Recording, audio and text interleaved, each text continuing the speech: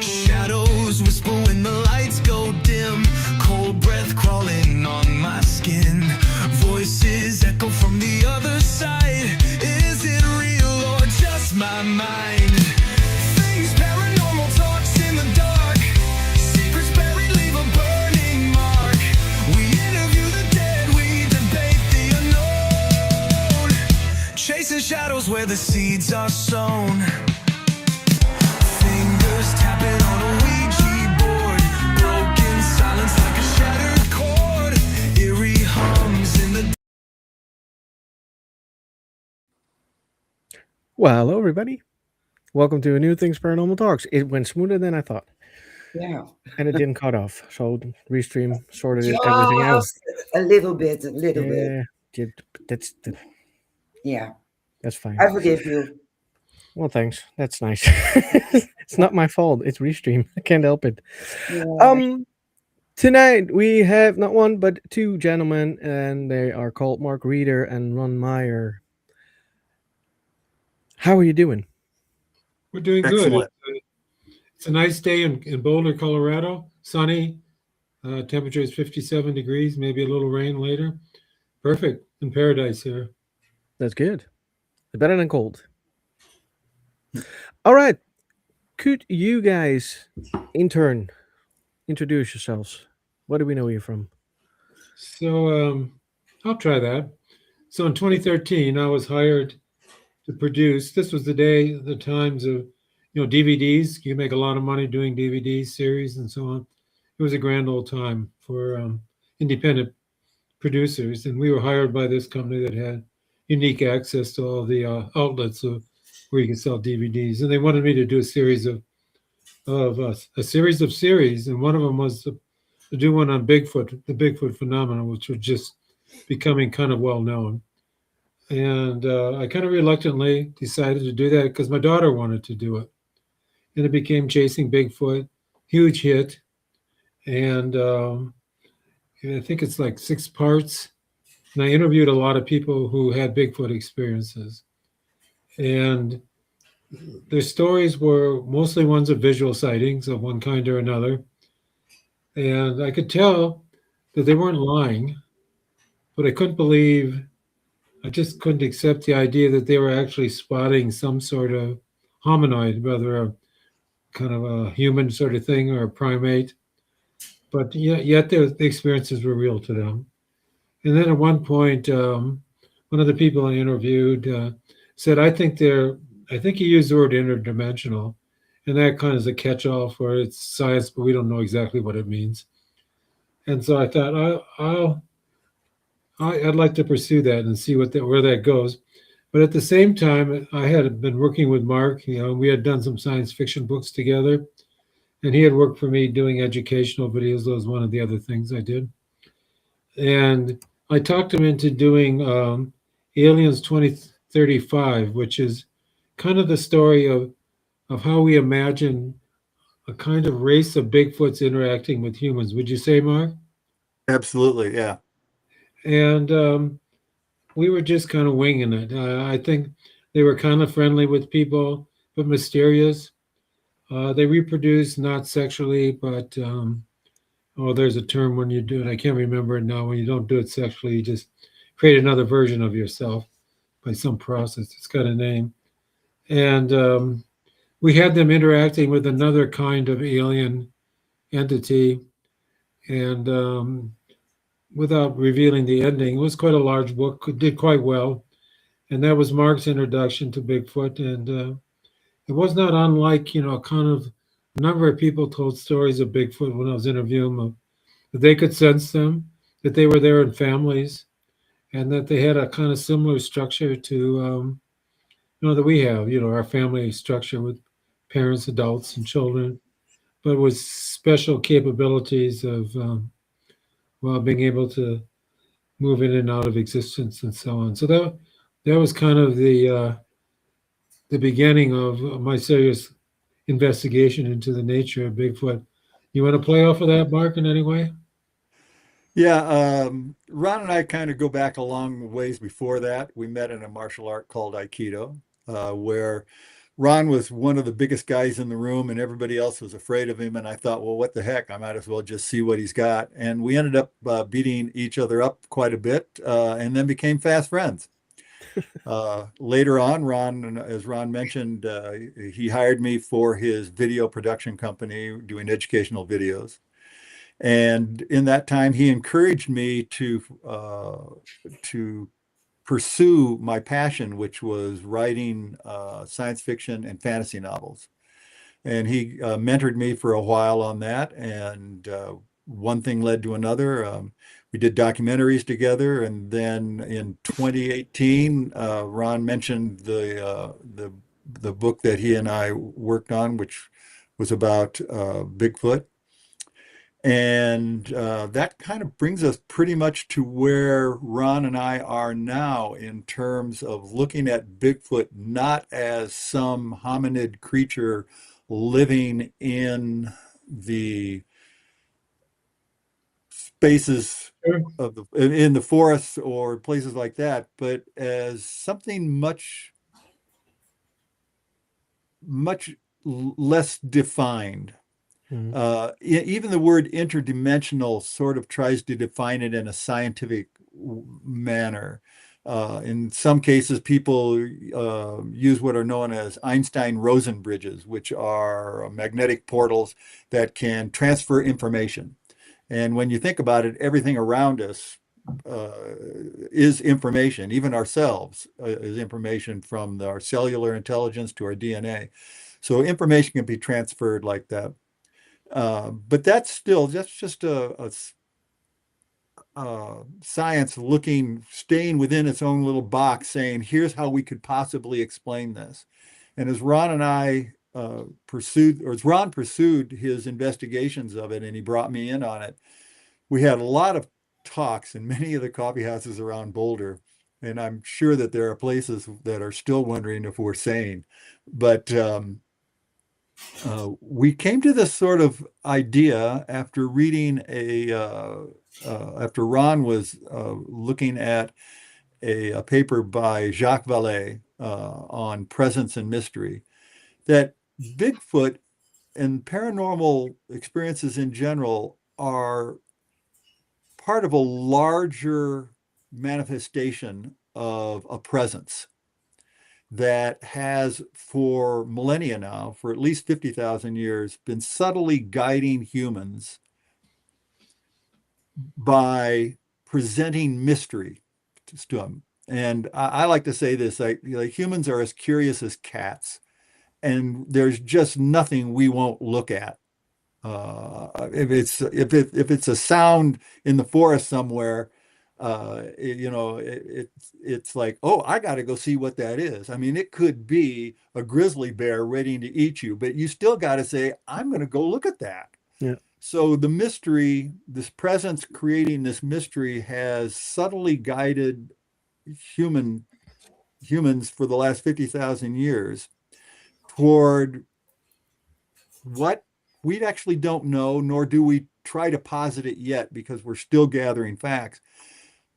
But it certainly has been involved in human evolution, both technologically and our own evolution in terms of becoming more enlightened.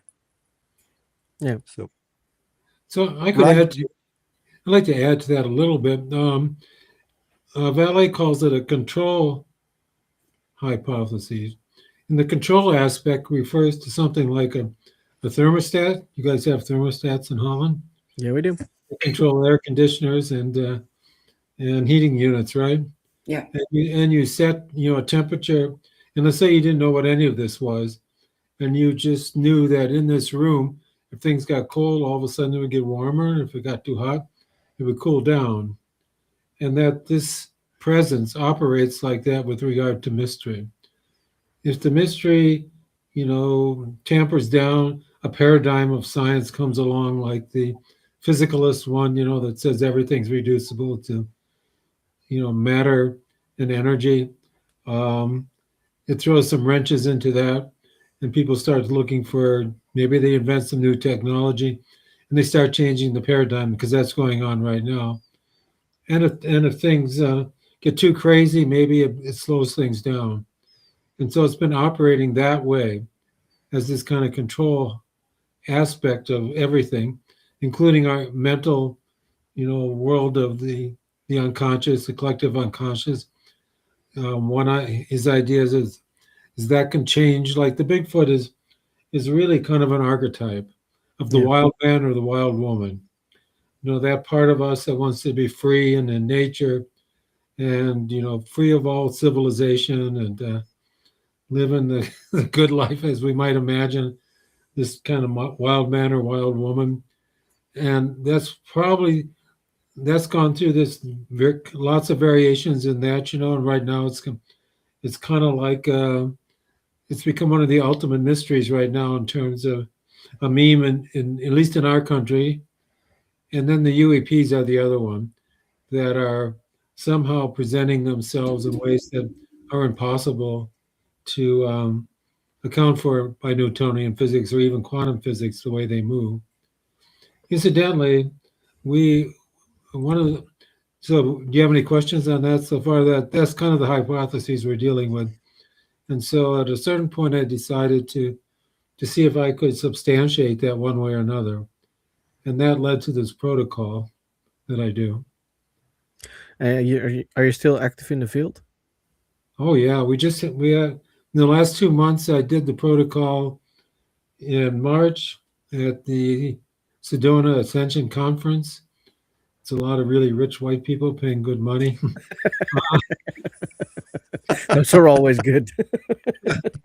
You probably have a few of those in your country too, I guess. Oh yeah, we do. Yeah. Oh yeah, we do. Too many, you can have them. Well, there was a couple there from Norway and from Holland that came all the way just to hear me, not to hear me. But at the last month, the headliner for their big event in the evening, which they call the Skywatch, Chris Bledsoe. I don't know if you ever heard of him. He's Sounds familiar. Yeah. raises his hands in UAPs. He brings them in, and so Yeah. I was contacted as a replacement for him. And I had done the protocol twice before, relatively small, and I thought, here's an opportunity to do it with a larger group, see if it scales. Ron, Yeah. why don't you explain what the CE6 protocol is? Okay, so what it is it starts out with a simple mindfulness vipassana meditation. Are you familiar with those terms? Yeah. Mindfulness means you isolate some aspect of your experience. I mean, the typical one would be sound. I mean, you can focus on sound, right? Or you could do body sensations. Yeah. And the interesting thing is that, you don't say, you say, I have an itch. You don't say, I am the itch, right? So this gets interesting, in mindfulness, when you start talking about self-talk, there you identify with it. But in any case, so that's the mindfulness aspect of Vipassana, is the kind of Buddhist meditation where you realize that everything's always changing. And it's pretty easy when you have body sensations, they come and go. Every pain you've ever had is gone, right? Hmm. From the time you're a child to now. Maybe you have one now, but so I do that mindfulness Vipassana meditation, and then we do this chant, which is based on the 5 vowels that form the basis of all language, and they're A, E, I, O, U. And that the record of those goes back to at least Egypt. It's been carried through.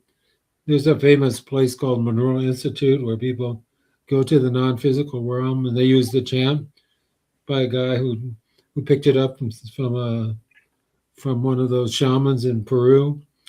And so I got it from my enlightenment teacher. And we do that 5 or 6 times. And then we communicate. The people communicate what occurred for them. They don't argue or debate. They just say what occurred. It's pretty simple. And then we repeat it multiple times. And I've done this now 4 times. It started last summer at a place we call Church Creek, and it was all about Bigfoot. And every way that Bigfoot could possibly show up, from proto-speech, tree breaks, and we even got a beat, a music beat, with no sources ever, just showing up and hearing it. Hmm. There was subsonic sounds, 17 you don't hear, but you can use equipment to record them and know that you had them, which affects your internal system. People had weird feelings going through their body, floating and all that sort of stuff. So not only were there physical manifestations, but physiological, mental ones for people. And so there's part of the control theory is that the archetypes that we have in the subconscious can be modified, and they probably can be modified not only at the individual level, because what the wild man means for you is probably a little different than it means for me, and so on. But there's a universal one, and that can be modified, I think, by what happens at these times of events. Mhm. So anyhow, going back to Sedona, it turns out that I thought maybe this would be good for, like, since the largest I'd done before was around 10 people, 30, 40. Well, we gave a talk, and then everybody wanted to come, and there turned out to be well over 200 people. So that was like, oh my God, how am I Wow. going to do this? Yeah. That's a good question. And I do this namaste practice in the beginning, which is, you look into each other's eyes like I'm looking into yours, and the God in me, or the oneness in me, recognizes the God or the oneness in you, and vice versa. And then have the partners change a little bit. So after that, I thought we had control of the lights at the football stadium that this was occurring in, but I didn't. Once they were turned off, it went complete dark, because Sedona is a dark city, dark sky city. Do you know what those are? Mhm. You don't allow any artificial light at all Nope. when it gets dark. So I had to figure out what to do, and I couldn't do exactly what I wanted. But one of the things, we had a thermal going, and I usually don't have people look to the sky or open their eyes, because it's such a dominant experiential sensor as our eyes. But I did, because I was running out of things to do. And the moment I said look to the sky, my thermal recorded instantaneously, in 16 seconds, 4 UAPs on the thermal, going back and forth like this 4 times, in a way that, the same thing as a tic tacs. Are you familiar with those now? Yeah. Same phenomena. What kind of coincidence is that, huh? Yeah. The other thing the group did is they took pictures, and they got pictures of, like, motherships and triangular ships that occurred during the thing. And one thing that's kind of universal with Bigfoot experiences is that they have a smell, kind of a musky, sometimes sweet, sometimes really bad, Yeah. associated with their presence, but you don't see them, but you smell them. And we had that smell twice at Church Creek, but it's the one common experience that everybody had in the football stadium. The smell wafted around amongst everybody, the 200. I smelled it. So everybody smelled it. And that's, smell is a very primitive sense for us people. But then the coolest thing at the end is that somebody said, I did the chant, I increased the speed of the chant, and somebody said, well, we'd like to form a circle and do the chant. And so over 200 people formed a perfect circle holding hands and did the chant all on their own. Wow. So I was amazed. That must have been a goosebump moment. Yeah, we could capture that, on our video. At least, on the thermal, you could see that weird circle, I wasn't in the middle of the circle, but what the heck. But still, that's a beautiful experience, especially if you just thought it would be 30 people and it ended up being 200. Yeah. Yeah, it's what's going on? That's the question. Does it substantiate the valet control hypothesis? Because whatever it was, the only aspect that was similar to Church Creek was the smell. There was nothing else that would be attributed to Bigfoot. It was all aerial phenomena. Yeah. And people had their lasers and they were pointing, there's a mothership, and all that. But because it went totally dark, I couldn't film anything. Yep. That's good that the thermal does. Yeah. And then recently, a couple weekends ago, we did another one in a place in Arkansas, another conference, and 60 people showed up, to my surprise, because after we gave the talk, we said, anybody want to come? By the way, the rich people paid over $30,000 to have that experience jointly. It wasn't cheap. It was an Whoa. extra event, that they had to pay for. Wow. But I think it was worth it for them. Oh, well, there's one story I always like to tell. Is two people, when we were doing the Namaste thing, realized they were each other's soul mates, and they ran off together and doing camping. Small world. Yeah. Small world. And then something totally different happened at Eureka Springs, and that is there's this thing called the MUPAS. It's a device that's full of sensors that for environmental factors like magnetism, electromagnetism, and air pressure, and electromagnetic as well. And they've been using it with, these are American terms, MUFON and one at Blindfog Ranch, and there's a CE5 protocol that Stephen Greer does. And we had the strongest result ever recorded on that device. The most profound thing.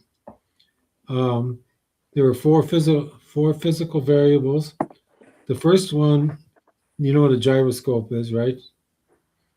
And there's an X, Y, and Z accent, Yeah. dimension. And the minute right before I said the first chant to the end of the experiment, the Z axis started spiraling up, which means it's kind of like a portal opening. And it continued for the full 90 minutes, slowly, gradually corkscrewing up. Of course, we didn't feel we were doing anything different. And it wasn't rising off the table that it was sitting on. But then towards the last third, there's a base magnetic reading for that place.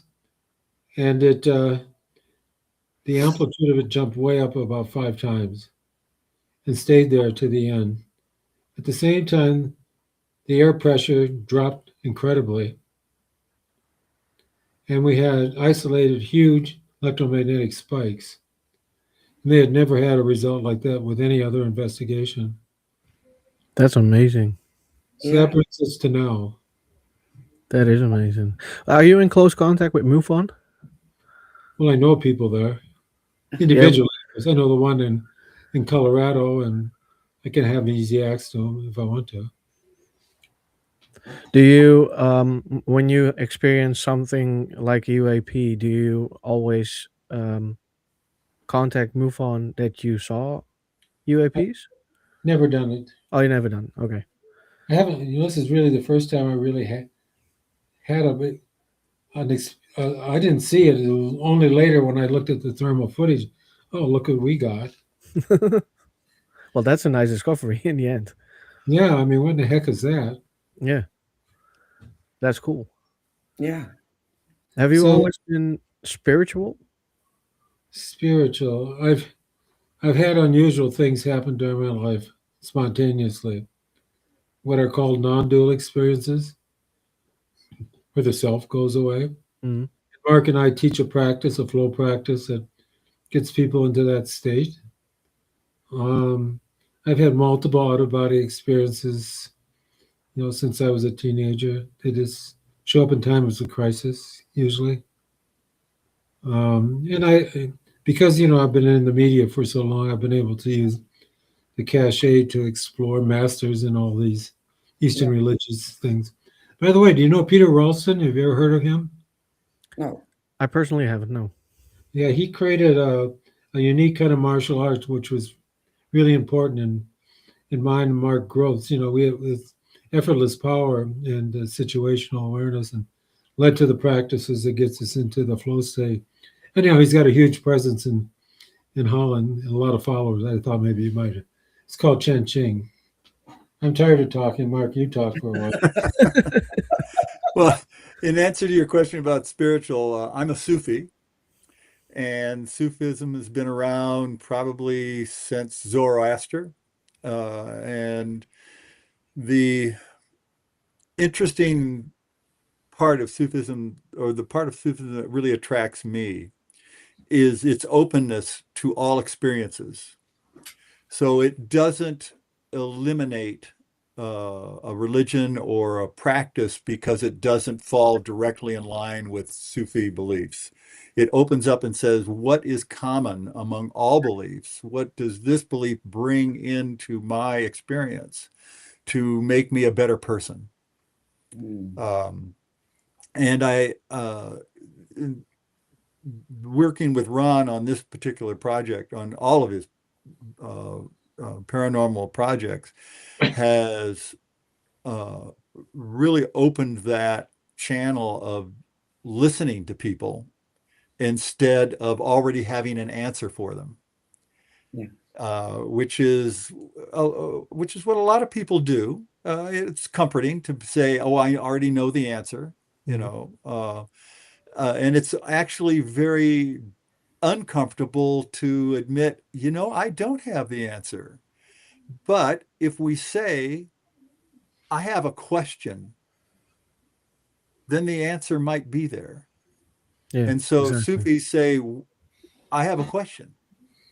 And when Ron and I started working on this, as I said before, I was very skeptical. And now when Ron and I talk about these things, I'm always asking questions. I'm saying, well, I have a question about this, Ron. How would an interdimensional being work? And And I why say wouldn't the you be answer able might to not. capture an interdimensional being? I mean, seriously, if it's there for a moment, why wouldn't you be able to catch it on film? Why wouldn't you be able to lay a trap for it or something like that? Yeah. And so as Ron and I explore these questions, we've gone the route from a Bigfoot being a hominid creature to an interdimensional creature to a presence.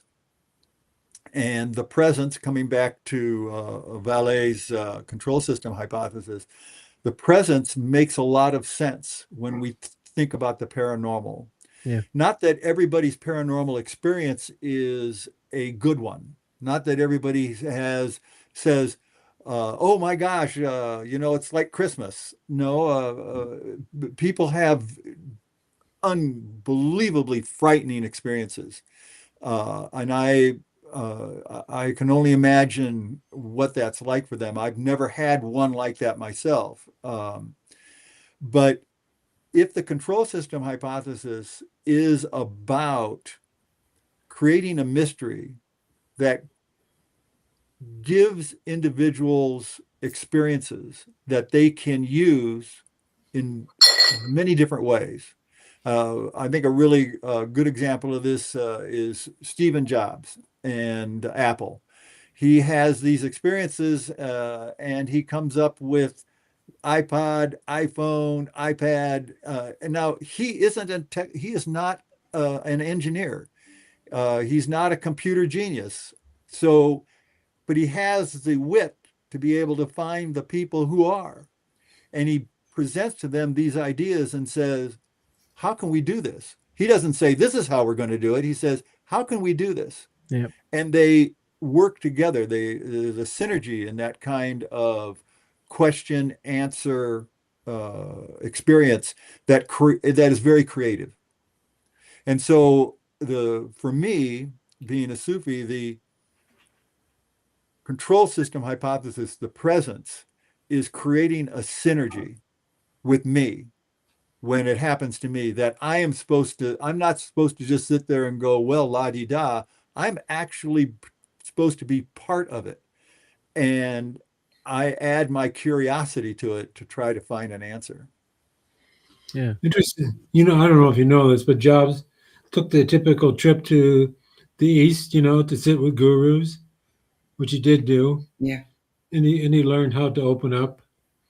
And my enlightenment teacher, went to work for him and designed the original interface for the what was it called? The box, Mark, that the Mac. The iPod box? No, earlier. Oh, the iMac.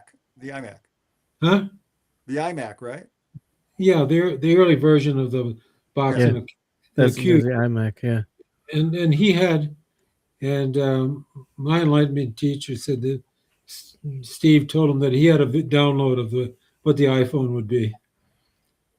Cool. Maybe he watched the monolith on the moon, during the movie, and we came from there, but I don't know.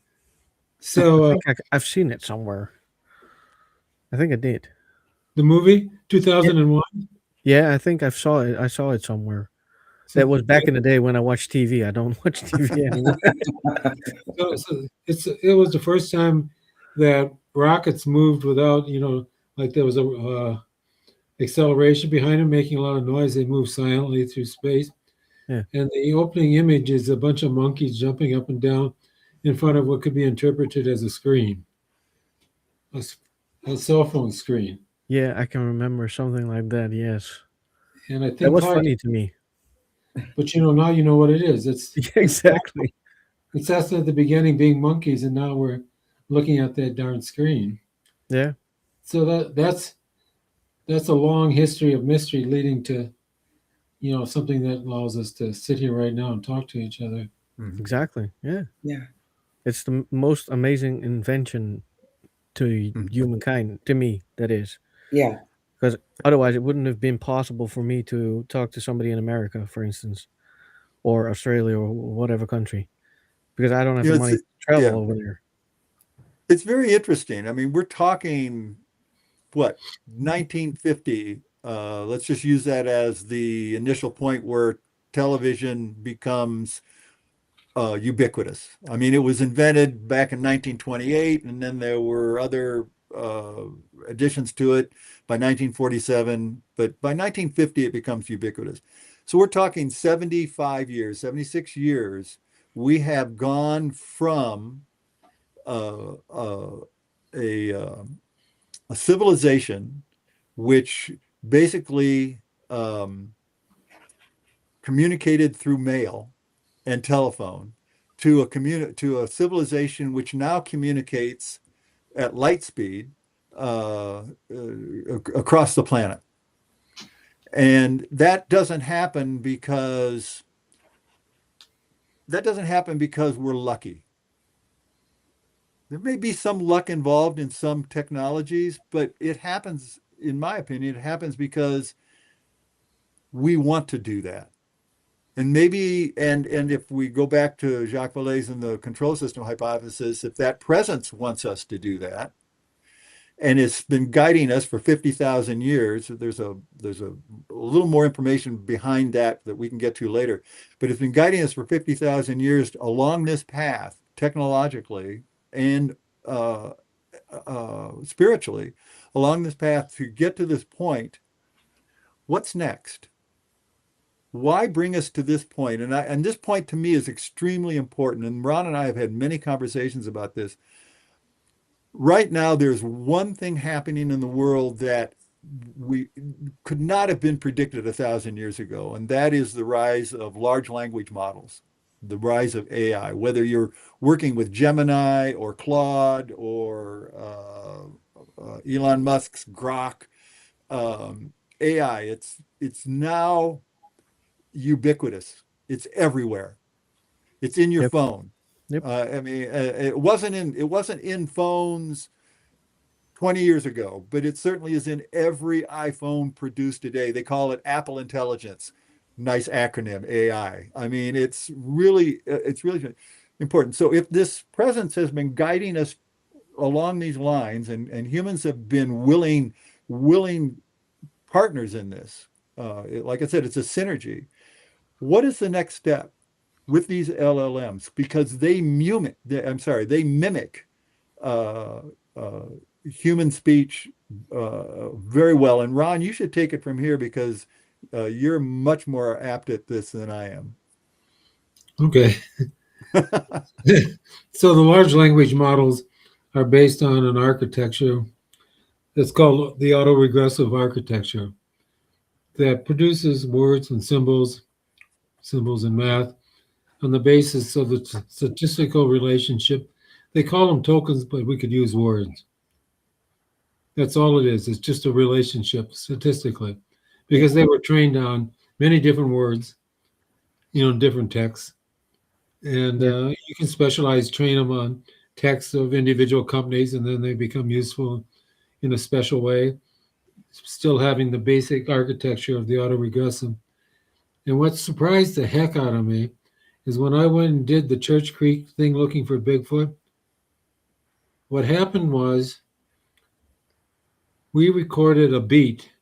Remember, this is disembodied sounds, right, that people hear, and we recorded on multiple mics. By the way, it said my name, disembodied. It said Ron, who off to the left of me in the air, and other people heard it too. And I stupidly said what, but and didn't want to say anymore.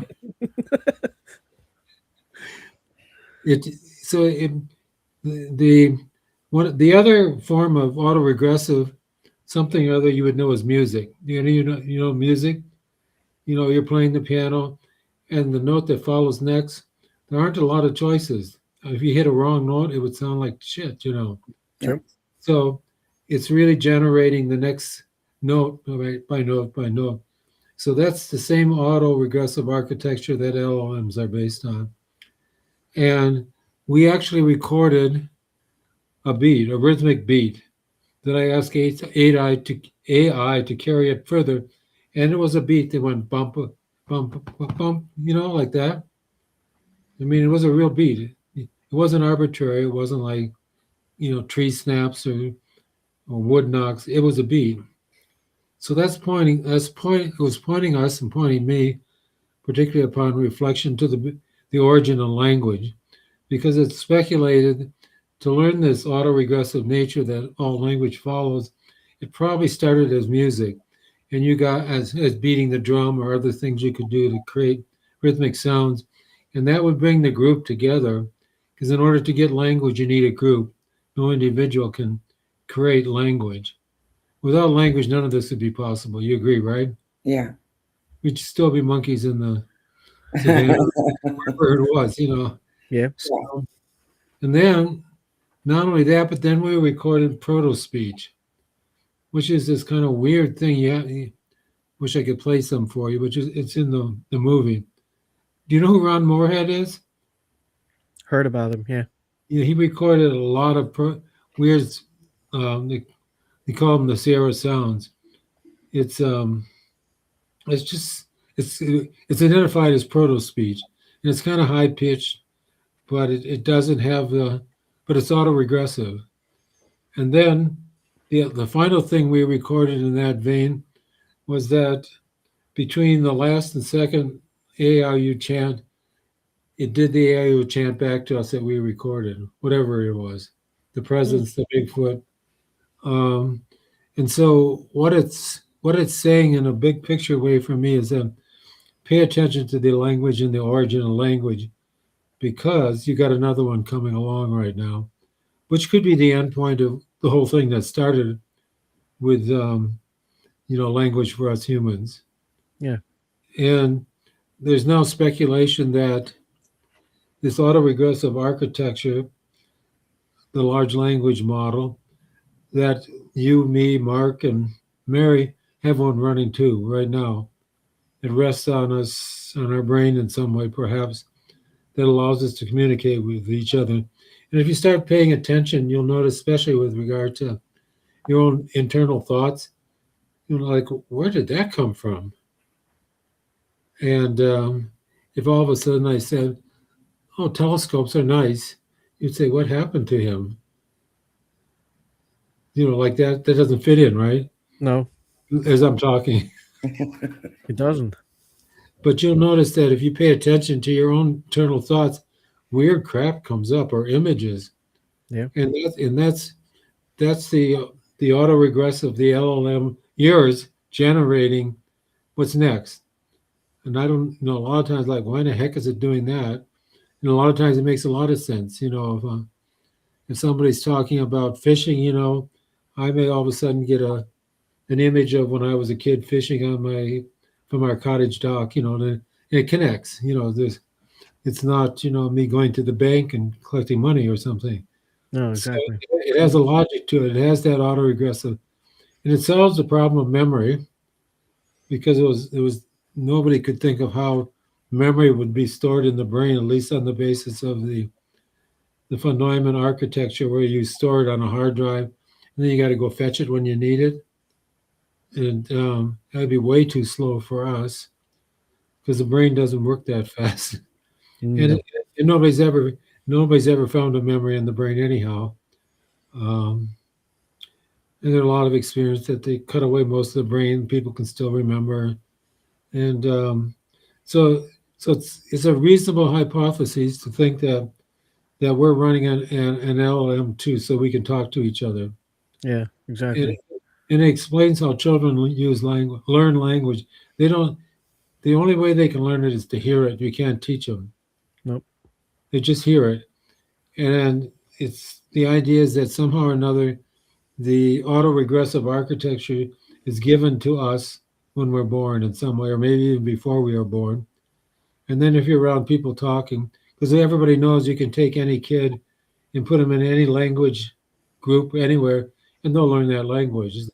It's not, conditioned by, what was going on, with their parents or where they were. If you move them around, they'll be able to learn the language. Yeah, they are. And it's kind of a glorious time for kids. If they're like on a hallucinogenic high all the time for about 3 4 years. It's all play and learning. Yeah. And then when they get language, then they get a little more organized and not so much fun anymore. No, And I get complaints from my kids all the time. Now I have to do the work, and I don't want to do the work. I want to play. And Like then, they have to learn. and then they become teenagers and social animals, and then it's really hell to pay. I know. I have a young teenager right now. Yeah. So Hell. so language is this really important event Yeah. in the history of humans. Researchers have tried to pinpoint when language developed. And there's no real way to say, because there's no fossil record to look at, for one thing, about that points to words being said. However, most researchers believe that humans developed language somewhere between 100,000 years ago and 50,000 years ago. And there is a fossil record of the mouth and the throat, which would point to this. Apes, for example, can't say certain vowel sounds. They can't say certain words because the pharynx, which is right above the larynx, and the mouth are different sizes. But in humans, the mouth and the pharynx are about the same size, which interestingly enough allows us to make vowel sounds, which goes back to the proto-speech that Ron was talking about, the A-E-I-O-U sound. At the same time, our auditory complex began to develop, and we developed the three small inner bones of the ear, and those allowed us to recognize different sounds, but mostly consonants. So you put those two together, and that fossil record shows that those developed somewhere from about 500,000 years ago to the 50,000 years ago. So researchers think, somewhere around 50,000 years ago, humans developed language. But language allowed us to do several things. If we go back to Ron's idea about drumming, let's go there first. So in the book, we create a character called Dave, and this is before language is developed, and he leads a mammoth hunt, and they bring they manage to kill a mammoth, and they bring it back to the clan, and they have to tell the story. Well, they tell it with drumming. And because drumming is extremely effective in its percussiveness, you can make things very soft. You can make them very loud. You can make them energetic. You can make them very slow. So you can tell this story through drumming. But drumming, as Ron mentioned, is autoregressive. So you might start off very slow, but then it gets very rapid as you in the chase for the mammoth, and then the actual kill. Maybe you have to defend the mammoth from saber-toothed tigers or smilodons, whichever one you want to use. So there's a way of communication, but Let me it's just not add language. let me add one more thing, and that is the group can all drum together, and that's probably Yes. So, just as important. and so that's really important because the group coming together understands what the drumming means. Language is like that. Language, though, does better than just drumming because language allows us to use symbols that can be passed down from generation to generation. So the ability to say to somebody, well, here's how you make a flint spearhead, and you can actually show them and tell them how you're doing it, can get passed down from father to son, mother to daughter, however, or mother to son. My mom actually taught me how to use a chainsaw. So I mean, that was when I was 13 years old. Wow. My dad was too busy being a doctor, so my mom had to teach me how to use a chainsaw. At any rate, this lore gets handed down generation to generation to generation. Technology gets handed down. Now, these two things go hand in hand: language, technology. It isn't, you really can't have an advancement in technology without language. It's true that a chimp can take a stick from a tree, put it down an ant hole, eat the ants. Not unlike our Pleistocene ancestors who were omnivorous and would eat ants too. The difference is that our Pleistocene ancestors had a language that said, we can take and make an axe head that can dig into the earth and dig up the ants. So And he can pass that knowledge on to the next generation who can the improve group upon has it. the group has to know the language. You can't create a language without the group. No, exactly. And so So that's if important. I So say, if I without say bottle, you probably all recognize bottle, right? Or not? yeah. But, So Never I- saw it before. actually, I'm toasting Mary, because I think she's such a nice person. I am nice. so at any rate, to get back to this idea, Ron's correct. I mean, without a group, you can't form a language. Without a group, you can't actually create incredible technology, especially in the 21st century. Nobody could build a cell phone by themselves. Nope. The technology is just too complicated, too sophisticated to do so. Same thing. So technology and language, they go together. And the control system hypothesis, Jacques Vallée's idea, this presence, I can see this presence working in a synergistic way with humans to create a better technology, to make things easier to survive, instead of just being an animals that are out foraging like carrion eaters. We can actually go out and hunt our own food. So but it also, let me just interrupt you here, because the next thing that really happens is you start telling stories before there's any writing. So I could say, I got this by ordering it on Amazon. Mhm. And you can toast everybody with buying it. So I have to. The storytelling aspect is really important because that, in order to tell the story, you have to share a lot of words within the group, and so you're building that stronger group structure, right, Mark? So storytelling. Absolutely. We go through this in the latest book, The High Strangeness of Bigfoot, about how technology and language all build on one another. But it is because of a group. And this is one of the things, and it isn't as though there aren't groups in the animal kingdom. Obviously, whales live together in pods, lions in prides. There's a murder of crows, Yes. that get together, all this sort of things.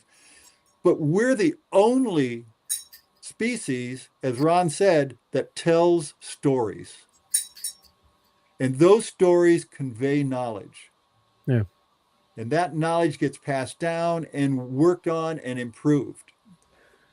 So to the point where in the 21st century, hey, everybody except for maybe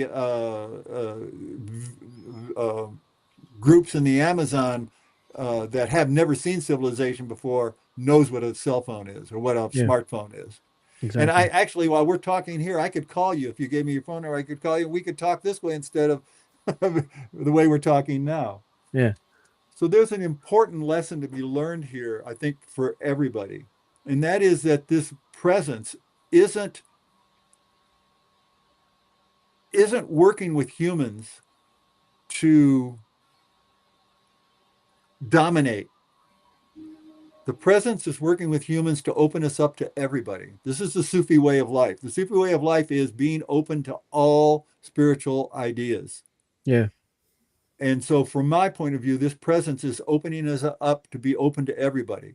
You come to me with a story, I don't sit there and go, oh my God, he's telling another story. I actually listen. I listen to that story going, wow, that is a fantastic story. And I can see how it would impress you as a child. Yeah. Mary says something about growing up in the Netherlands and how it's different than growing up in the States. And instead of my saying, well, the States are much better, I listen to her and I say, wow, there are things that happen with you that could improve my life here. Yeah. So that's my take on it.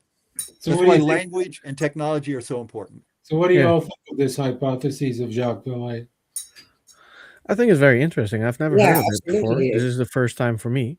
Yeah. So I think it's very interesting. But I really actually had the question because we were talking about languages and groups, and the group has to know the language. But now the question backs for me: do you think that Bigfoot, for instance, lives in groups, or are they just lonely? I think that they are manifestations or a mask of the presence. That's my interpretation. In the sense they don't live like that. They show up for people like in these bizarre situations, never can quite catch them, solidly.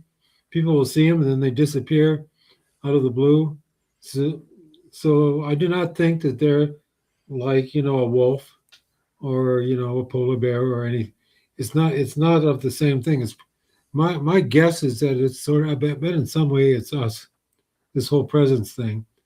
But it's extremely powerful because if it can produce those tic tacs moving like that, it's able to manipulate the physical world in a way that's way more than we can do.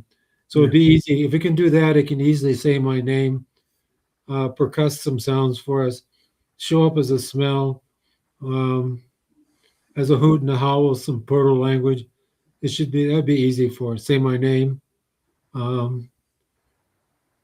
That's my guess. Yeah. It's a hypothesis I'm working with. So, and I do have sensitives, on my investigation, and they do sense something, an energy that they would call Bigfoot, and that it would suggest multiple, 3, 4 animals, some young, some old, but there's no reason that it could not manifest that way through energy if these people were attuned to that. I don't feel that stuff. I'm not a sensitive in that way. Wish I was. Could come in handy sometimes. Yeah. I have the same. I work with that one. He is very sensitive. I just go. Sensitive, or is he just talking about it? No, I'm very sensitive since childhood, and I always thought it was a curse. And oh no! Now it's handy. It is handy now. But as a child growing up in an environment who didn't believe in the paranormal and spiritual world, it can be a curse because I knew things before they happened. And my mom always said she has big ears, so she hears everything.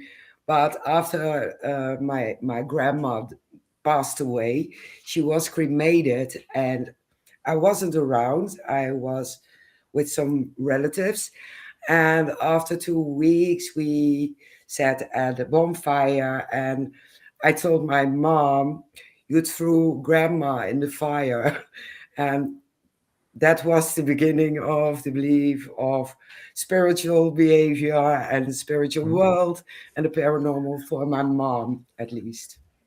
Cool. Yeah. So That is cool.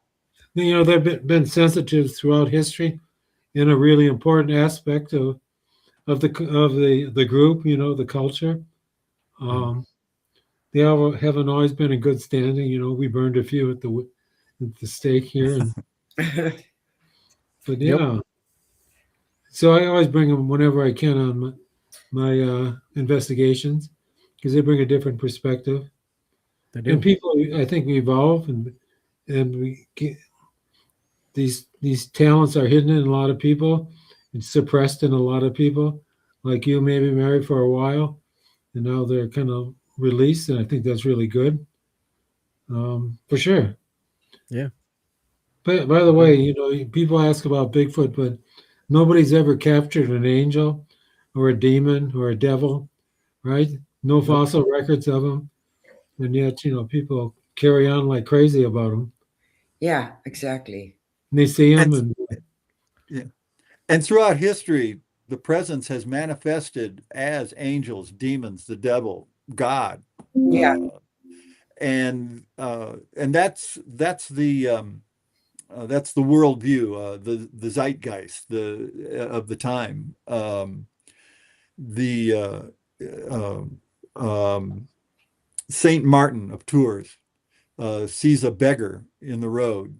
He cuts his tunic in half to cover him, and later on, he's looking at this beggar as an angel or a representation of Christ, and it changes his life completely. He goes from being a soldier in the Roman army to becoming a Christian, and later he is a saint for what he has done. Uh, uh, St. Francis of Assisi gets a vision of Christ and literally to build churches, and this is what he does. Here in the United States, Joseph Smith, who started the Mormon religion, had a visit from an angel, which gave him the golden tablets of the Mormon religion. So, so throughout history, the worldview is or the milieu of the times. I think kind of helps people manifest what they want to at that time. Angels, demons. In the 21st century, it's different. And I'm not saying that religion is dead or anything like that, but in the 21st century, we're much more secular. And so I think we're going to have manifestations of the presence in a more secular manner. Secular means like UAPs, Bigfoot, which is huge because there's no part of the planet where people don't have some meeting with Bigfoot, whether it's in the Australian outback with what they call the Yowzi, the Himalayas with the Yeti. Here in the United States, we call it Sasquatch or Bigfoot. Sasquatch is a Salish Indian word meaning a forest dweller. Among the Lakota Indians, they use the word Sitanka for elder brother or Chiantanka for I'm sorry, Chiantanka for elder brother and Sitanka for big brother. So in the 21st century, we're going to be looking at these things through a secular lens. We're going to say, well, I don't see an angel. Oh, I wouldn't see an angel because that isn't the way my Sufism goes. But I would see a UAP, or I would see a Bigfoot, or I'd see some creature, something that was totally out of the ordinary. On the other hand, a nun from there's a priory down the road in Boulder, and a nun there might actually see an angel. Maybe she doesn't have as much, she hasn't traveled the world as much as I have, and so she would see it that way. But in the 21st century, I think it's much more secular. And that's why the presence can manifest itself to that person or even to a group of people in a particular way. Yeah. And then it says, okay, my job here is done, and it vanishes. Not unlike the Cheshire Cat in Lewis Carroll's Alice in Wonderland. Question, Mark, because you mentioned to us backstage that you do not do paranormal investigations. That's Ron's thing. Mhm. Has it never, ever popped up in your mind like maybe it's a good idea to come with Ron once? Or is it just not? Yes. It's curious that you mentioned that, because I've actually always thought I'm better not being part of his investigations, because I can bring a different point of view to the books we write. But Ron just recently invited me to go on one of his expeditions here at the end of May, and I have agreed to go on it. So we'll see. If we have another conversation next year, you might find me a totally different person. My hair might be purple, and we'll, something strange.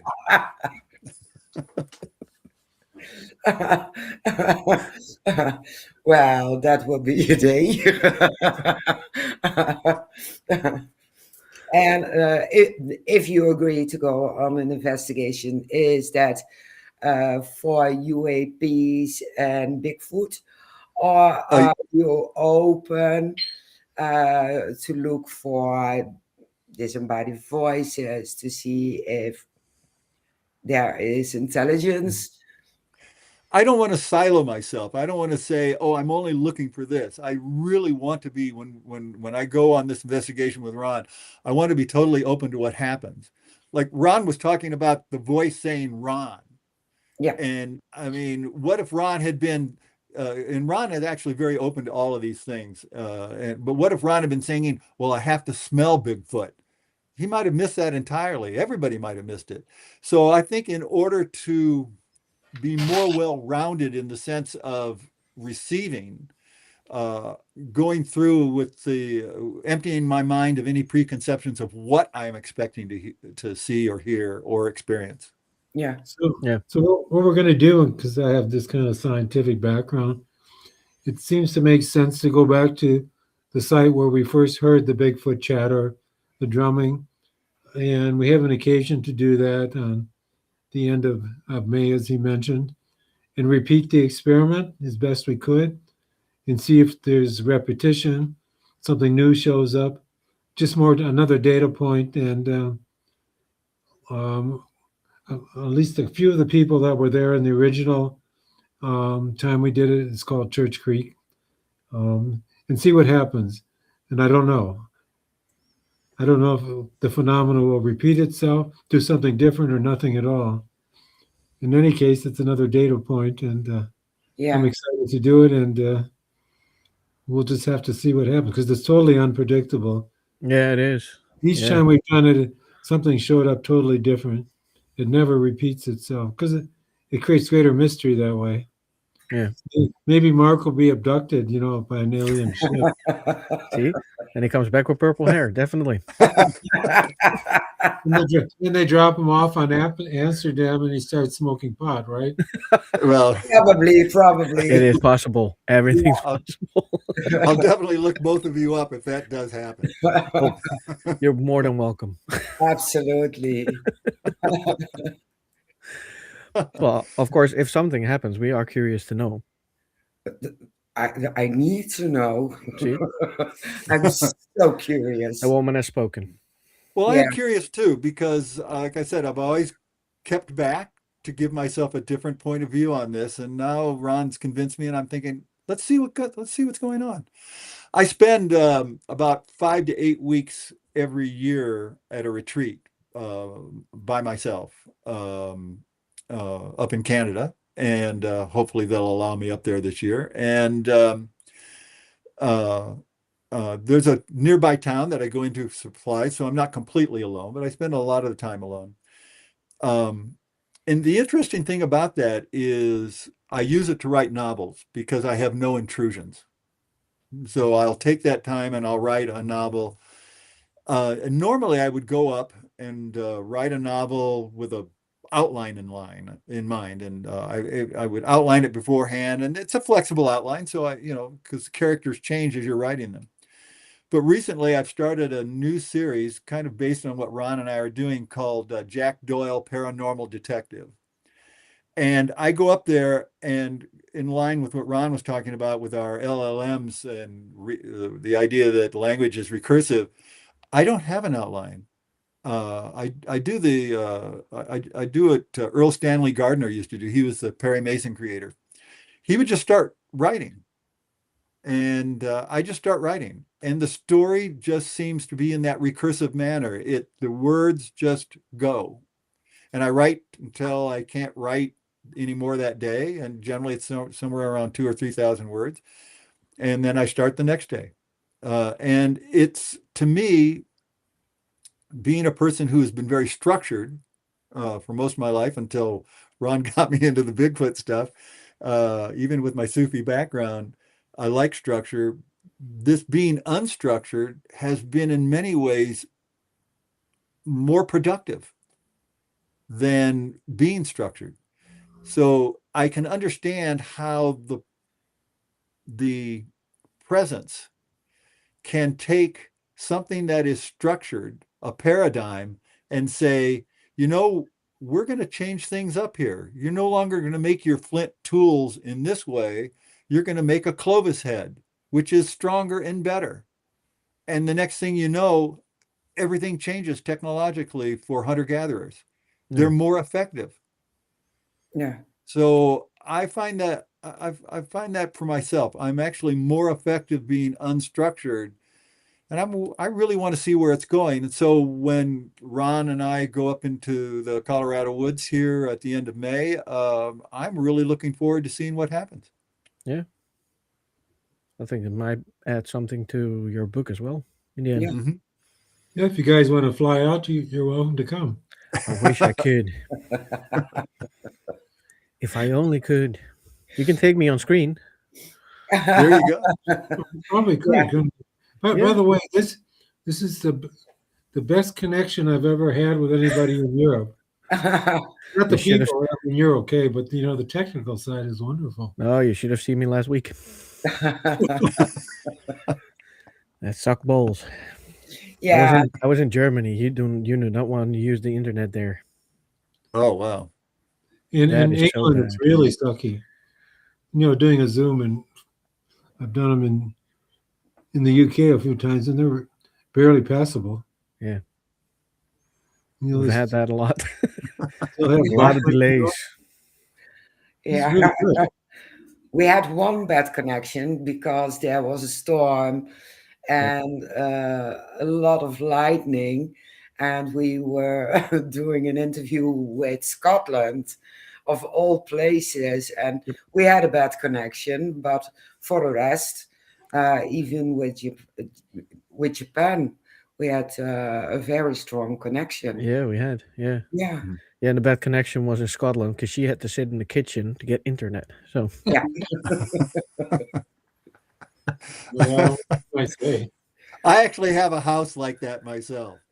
Where I'm sitting right now, I have a really good internet connection, but if I go out on my front porch, which is only 30 feet away, it vanishes. Yeah. Okay. I used to have that problem, but nowadays I have strong internet because Yeah. I'm in the attic, and usually Mhm. everything stops, and I'm gonna be like, it's always a standstill and a funny face. So, but nowadays it works perfectly. I don't know Yeah. what they did to it, but it works. I'm Yeah. fine. Don't touch it. Exactly. They screw over my internet. I have one more question for Ron because, of course, I did my homework a little bit.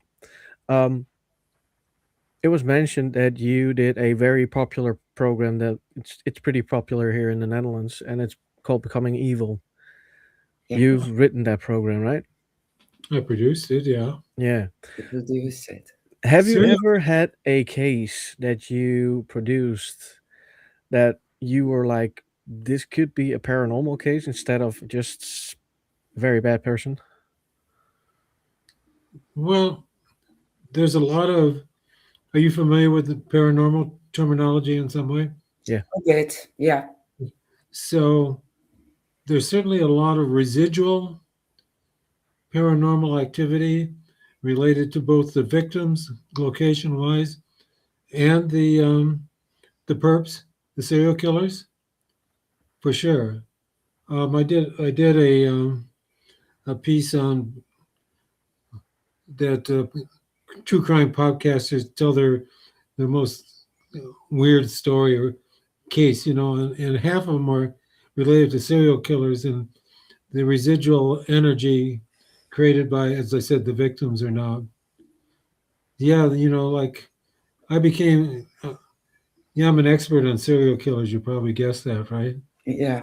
I mean, it wasn't my choice. I was hired to do this shit. And then once you get stuck with it, there you go. Yeah. But it's done extremely well. I tell people serial killers made me a millionaire. Yeah. So why, So why are you? they did do one good job. Yeah, they got me some money and I can talk to you now. Exactly. Well, that's two. That's two good Uh, jobs. but in terms of,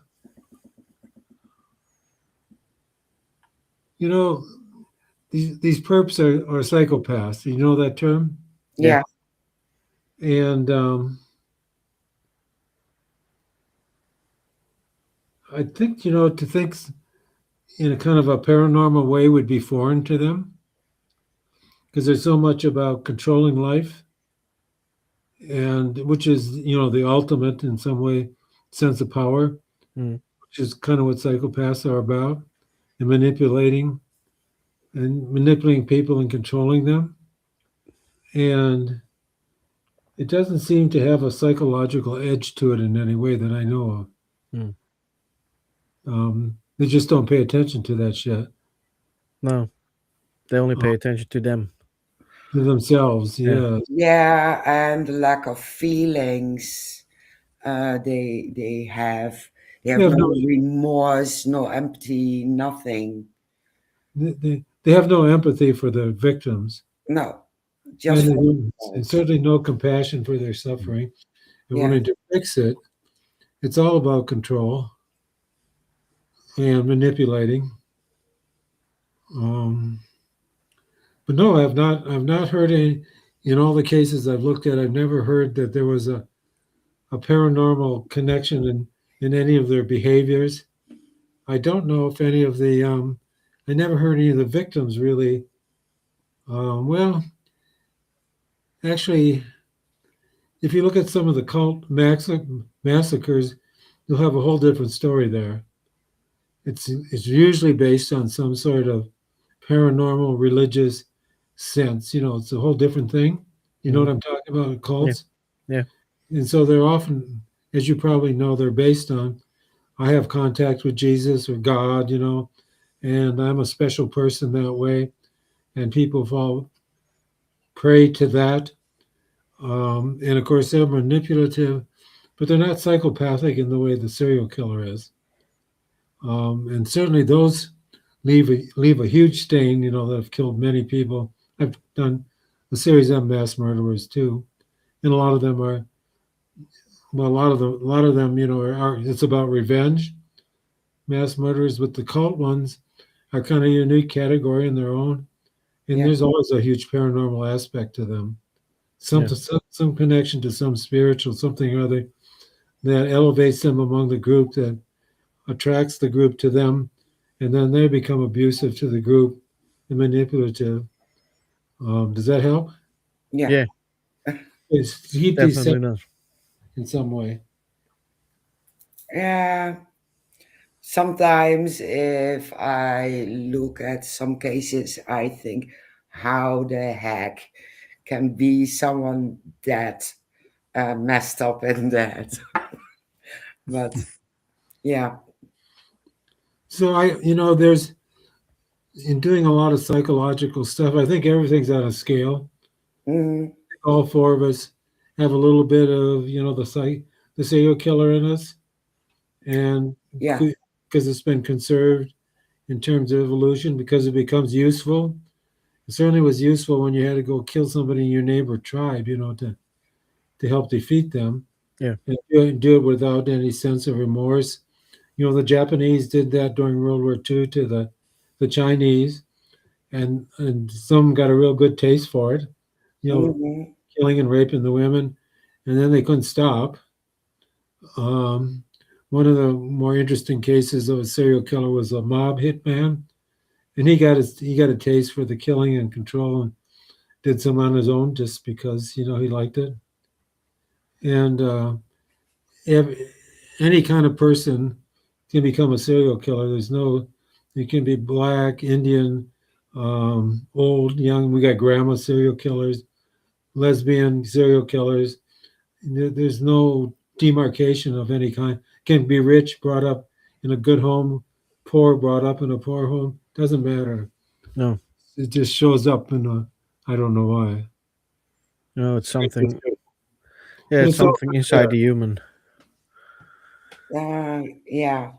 I think during war it's about survival, and the psychopath or narcissist jump out and are great in doing what they do.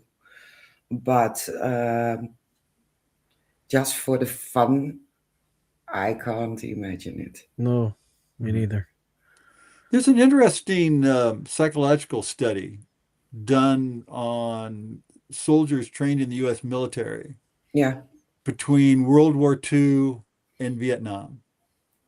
So in World War II, the historians studied soldiers that were in the field, and there came to a conclusion that only about 10% of the soldiers actually ever fired their gun purposefully to kill someone. That doesn't mean that they weren't firing and they may have hit somebody, but that they were really purposefully trying to shoot somebody. By Vietnam, the training of soldiers changed and it was up to 50%. So you can train somebody to kill without remorse, Yeah. whether in wartime. And we did a show on snipers for Center Communications with Ron.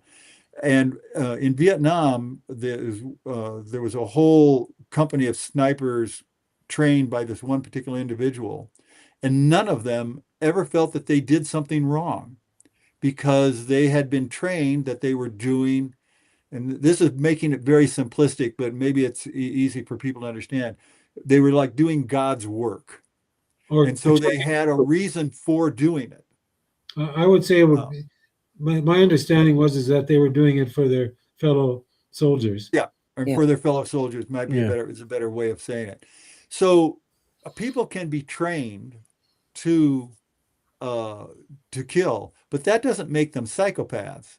No, There's something No. else that's happening there I in I addition.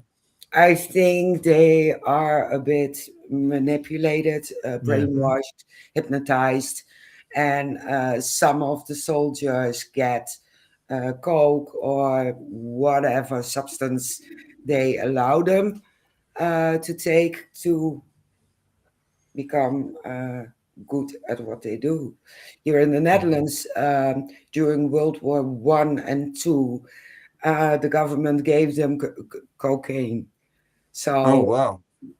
they had a better condition, they could fight longer, Yep. they were tougher, and it took away a lot of fear.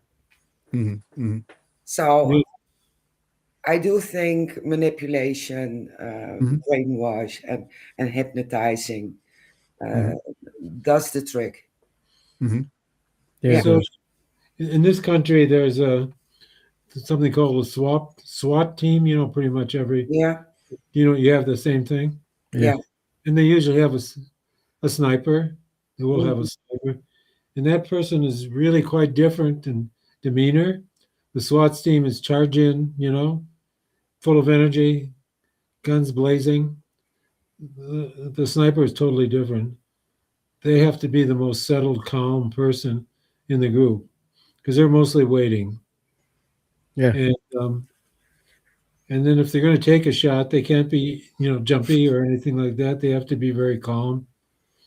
And in interviewing some of the snipers, the guy said, well, one of the more heroic guys from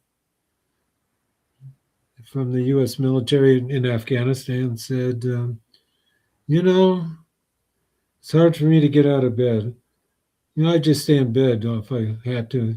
He was just so calm, but he was an excellent shot, and you have to, it's a whole different way of being.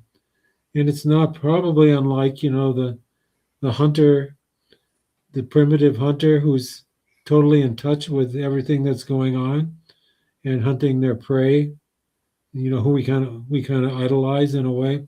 So I see these people that are good at this. They're kind of like that. They get in this altered state in which they're not going to shoot unless it's absolutely necessary, and they can take the shot. And they have to predict what's going to happen. They have to be good at that. Just as if you're shooting an animal, it might bolt. And you have to track it. You can see it might stop when it has to cross a creek or something like that. So you have to be totally one with the whole situation.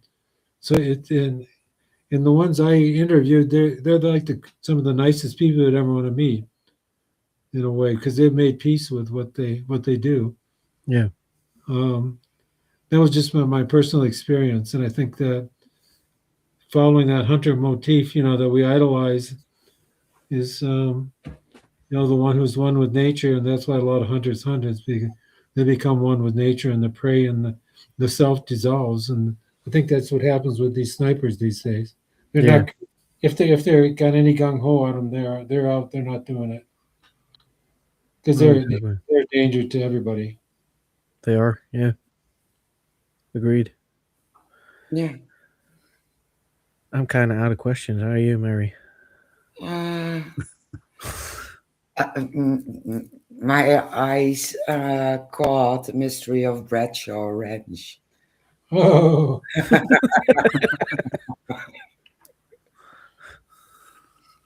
What's the mystery? well, a lot of shit goes down there. UAPs, I think animal mutilation. No animal mutilation. No animal mutilation. Oh, that. Dinosaur footprints, but not animal mutilation. Okay. Orbs, strange creatures, well-known. I'll just call it a portal that's active and not active. I interacted with an alien being there with my laser. He was sitting in a chair, and I poked his foot with my laser, and it kicked it. Looked at it. It's just a really strange high energy thing. My son-in-law saw Bigfoot out the window. Yeah, you should go there sometime. It's owned by our government, the U.S. government. Didn't know that. Now I'm curious. If you go on a paranormal investigation and you have encounters, all the hairs on your arm, on your whole body stands up. Is it the same if you have those encounters with those energies from a Bigfoot kind of creature, UAP or whatever? You're talking about me personally, or the people I've been with? People I've been with have had many more different experiences. Like I said, I'm kind of immune to a lot of this stuff. Because usually I'm filming, and that's a different mentality. Yeah. I have to be kind of thinking, what can I get next? What's happening? Can I get it? After we did the thing at Sedona, it's right next to Bradshaw Ranch, where we did the football stadium thing. So we took 17 people there that night. And they just had their own experiences. Everybody had stuff going on. They all had a chance to kind of stand in where the portal was. It wasn't all that strong. It kind of tipped people over, and there was a downward pressure on everybody, and but it's made people sick before if you stand in it. So yeah, everybody has their own experiences there. Like I said, my big one was interacting with that thing sitting in the chair. That was really cool. Yeah. That I can imagine that. Yeah. Bradshaw Ranch is in this really unique area of Arizona. It's northern Arizona, up toward the Grand Canyon, and the area is it's desert Southwest, and strange things about the deserts. In every desert of the world, there are strange things that happen. It seems like deserts collect anomalies. They collect different kinds of energies. But the energy at Bradshaw has been documented for thousands of years. The original inhabitants, which are known as the Snauha Indians, documented through petroglyphs, images of Bigfoot, images of ETs, of aliens. So this area in particular has a long, rich history of strange happenings. And Bradshaw Ranch, when Ron went down there, had originally, it had been in the 40s and 50s. It was a movie set for American Westerns. John Wayne was in them. Elvis Presley did a Western there I think in the 60s. Yeah. And so it sort of had a benign kind of feeling to it, but underneath that, something was really cooking. And as the movie set moved out in the 70s, it became kind of a dude ranch sort of thing. Strange things started to be reported by the owners. And they not only started reporting them, they actually started investigating them. And this is where Ron comes in, because a series of synchronicity events sort of led him to going to Bradshaw. And Ron, you should take it from here, because this is your bailiwick. Oh, I don't know if I have to tell the whole story, but there was some very sophisticated instrumentation that had been left behind, now growing a few cobwebs. I mean, weird shit stuff powered by batteries and solar devices and everything. So something was going on there. The government said it was investigating environmental conditions on native plants, which is really absurd because there were hardly any, because it was heavily grazed, by the cattle and horses. And it was pretty tightly held for a while. And then it was just kind of abandoned. And the way you get in, you have to crawl underneath the fence. And once you're in there, a lot of graffiti. There's like three objects there's the windmill, the adobe house, which is the original place where the settlers built, because adobe things were nice, but it handled the heat, temperature regulation. And then the big main house, which was a movie set and had lots of rooms and tremendous amount of great graffiti throughout the thing. So many people just come and go there. Yeah. Not many come at night because it's too spooky for them. Heard that before. But if you ever get a chance, let me know and I'll tell you how to get there. That would be cool. Yeah. Yeah, it's worth it. Everybody has some experience when they go there. Yeah. There are a number of places like this throughout the world that they seem to gather energy. In a couple other places in the United States are Mount Shasta in California, Harney Peak in South Dakota, which is in the Black Hills of South Dakota, Ayers Rock in Australia. There seem to be these places that gather energy. There are individuals who think that there are something called ley lines throughout the earth. I'm a believer in them myself, where energy can be channeled.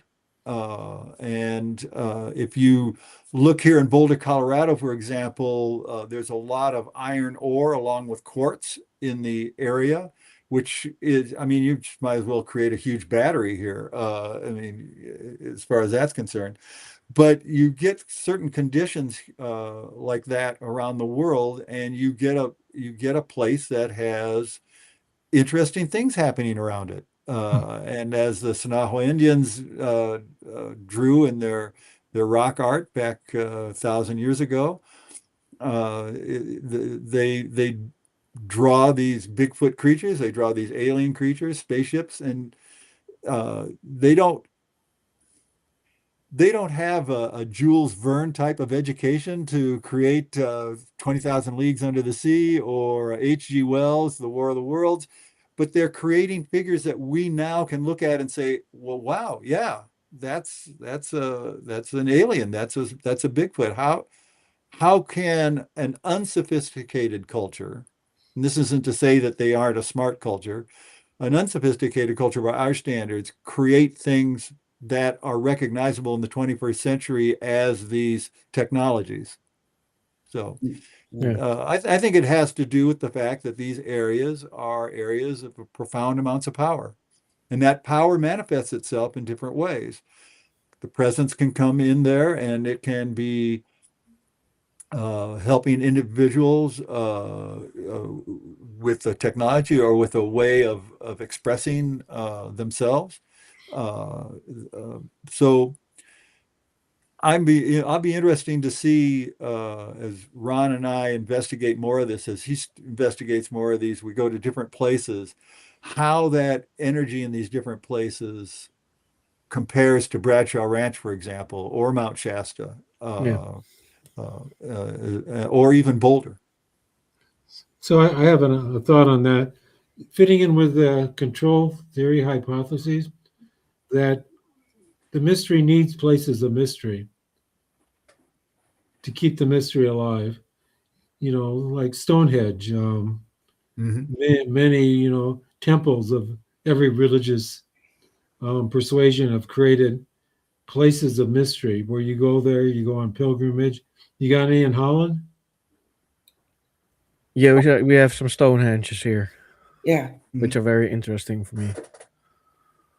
So yeah, you go to them and you think there's something special going on, and you might get a little buzz or something. And so now these places are becoming more technological, like Skinwalker Ranch and Bradshaw Ranch. They have a kind of way of interacting with technology. Are you familiar with Skinwalker Ranch? Yeah. Yep. The presence there, as Colonel Alexander calls it, it messes with their technology all the time, showing that it's superior, keeping the mystery alive for these scientists, who are material. Yeah. Shutting down all material, all computers. Yeah. It's a mess every single time. Yep. Yeah, we did an investigation on the edge of the property, and we have this device called a REM pod that lights up if something enters the little radio frequency. You know of it? She says, yeah, okay. So when we were there for at least an hour, it never stopped going off the whole hour. Never had anything like that before. So it says, yeah, it kind of confirmed that some weird stuff's going on there. Yeah. And my son-in-law had a time slip where he was interacting and can't remember any of it. And for me, he was just sitting there. Wow. So yeah, it's a powerful place. Another person, people feel a sadness there of the energy, but I think that's all contributing to keeping the mystery going. Oh yeah. And like Mark said, there are a lot of places like that, and so people go to them. We have one we kind of created in the town of Bailey. It's a prayer tree, like praying, where you go, where the Ute Indians went for medicine, and you touch that tree and you get a vision or something happens. Many people have done it now. Cool. And so it's become a sacred site for people to come to. And it kind of goes on that way. We need mystery places. Oh yeah.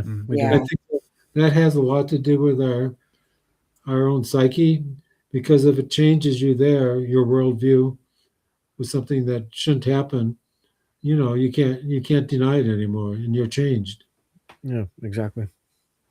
There's a place in California, Sequoia National Park, the largest trees in the world. Yeah. People report going to the park, and Ron and I also had this experience, but people report going to the park and they'll hug the trees. Literally, they can feel the heartbeat of the world. Heard about that. Yeah. It is not just like, oh wow, this is really cool. I'm hugging a tree. It's like you can feel something thumping like a heart and Yeah. it goes through you. So Ron and I, we go and we hug the same tree, and we can't touch each other's fingers or anything, but I could feel Ron through the other side, and he could feel me, and then we could feel this earth movement. And the heartbeat of the world, to me, is the best description. Yeah. Yeah, it's something that my wife and I, we know that the earth is alive, and Mhm. you can feel the earth breathing at sometimes. If Have you ever gone out at dusk? Have you ever gone out at dusk, and not close your eyes, but semi-close your eyes, and you look at the horizon, and you can see it breathe? Yeah. It's an amazing thing. The It first is. time I did it by accident once. Now I do it all the time, but I did it by accident once, and I didn't tell anybody for years. In fact, actually, this is the first time I ever told anybody. Uh, I it just amazed me. I said, "Oh no, it's got to be a problem with my eyes." My dad was an eye, ear, nose, and throat surgeon, so I go back to my dad and I say, "Oh, I think I'm having some trouble with my eyes." I didn't tell him what was going on. He says, "No, there's nothing wrong with your eyes." Of course, I was the youngest of four. I mean, it's like the P in pneumonia; they just forget you with you, the youngest. At any rate, but years later, I could do it, not by accident. And I'm not saying that this makes me special or anything. Don't get me wrong. Anybody can see this. Yeah. You just have to empty your head of trying to explain of the little voice in your head, that LLM in your head telling you what the world looks like all the time. You Yeah. just got to let that one go. Got to get into that mindfulness, that big the flow state, the big space state, and it happens. You see it. Yeah. And once you see that, you understand, like you said, the earth is alive. I I I take walks around here in Boulder. I'm picking up trash all the time because I just can't imagine the earth likes having trash on it. No, Yeah. exactly.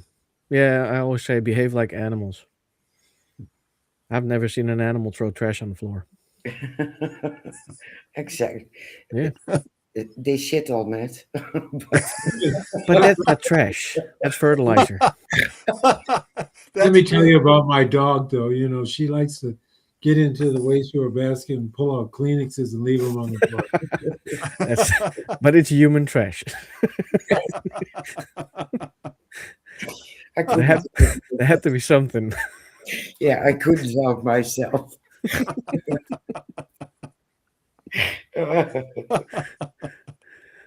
All right. We are nearing the end of our show. If Yeah. people would like to follow you, where can they follow you? Both of you. We have a Facebook page called the Bigfoot Chronicle Trilogy Chronicles. And that's the only place that we have that's publicly available to people. All right. Otherwise, the movies that Ron have made are on all the like YouTube. Books are available at Amazon. There's all of my books are ebooks. If they want to read my Jack Doyle paranormal series, there are ebooks at Amazon. I'm sure I'm going to when this comes out on Spotify, I will put every link in there that I can find, so that people can click it and buy books, watch the movies and the series. I really want to thank you both for coming on. This has been an amazing chat for me and very Absolutely. interesting. Yeah, Yeah, there were absolutely. things that I was like, I've never heard before, but that's very interesting. So Yeah. if you are able to come back next year, it will be our honor, because Yeah. I would really like to know how the investigation went and if you went on more investigations after that one. Yeah, sure. And if your hair is purple. Well, thank you very much for having us on. It has been a really nice intellectual discussion of things. It Yeah. has been, definitely. As always, I'm going to click everybody in the background and we will end with some music and we will be back next week. I'm looking at Mary because now I don't know anymore. Oh, now I have to get my calendar. Oh my God. I didn't prepare. I came from holiday. I have no idea anymore. Yeah, My no agenda is somewhere. excuse, no excuse. I had some busy days because of, let me check. Next week we have Yehan. Oh, yeah. Yes. And we have next week 2 podcasts because we have on Saturday Vince Keelan. Oh, yes, we do. Yeah. Yeah. Yeah, you're right. And Gotta be busy again. yes, I have to check because the week after that, I think we have 2 podcasts again. See? And then I say she has to do the planning. Now I'm busy. Well, I agreed on some on some podcasts, but I didn't write them down. Oh, you have to look. Tell me about that. I know for a fact May This- 13. This is why the presents created the iPhone and the calendar. I don't use my phone for that. But May 13, we have a guest. Yep. And I haven't seen him on a podcast before. Not in an interview, not in a podcast. No, I haven't. And it has to do with paranormal, Mm-hmm. but he's a retired Detective. homicide detective. Yep. And that's the Oh, only clue interesting. you're getting. Yep. We're not going to say anything more. All right. Gentlemen, thank you so much for joining us. Thank you. Guys, I hope you have a very nice day, the rest of the day. Yeah. we'll give it a shot. You too. Oh, It's Yeah, been a hope real you get pleasure. some good sleep tonight. Oh, yes, we will. Oh, no problem. I just drove home today, so I'm going to be tired. Okay. All right. Take care. Thank you so much, guys. Thank Take you. care. Bye, everybody. See you next week.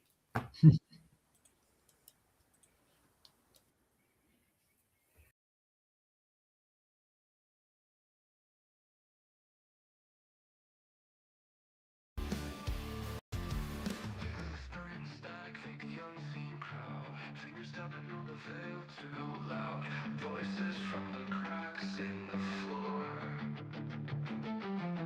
Shadows bending where light won't go. Chasing truth in a haunted show. Are they real or something more?